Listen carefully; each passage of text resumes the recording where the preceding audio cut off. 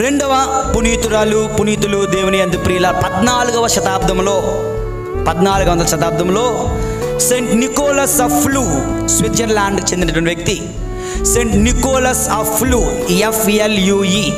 ఇతను కూడా తన యొక్క 19 సంవత్సరాల ప్రాయంలోనే ఒక మఠవాసిగా, మాంక్గా వెళ్ళిపోయిన ఆయన దేవుని యందు ప్రియులారా 19 సంవత్సరాలు, మరొక 19 సంవత్సరాలు దివ్య సత్ప్రసాదం తప్ప ఇంకేమీ స్వీకరించేవాడు కాదంట. అతని పండగ మార్చి 21.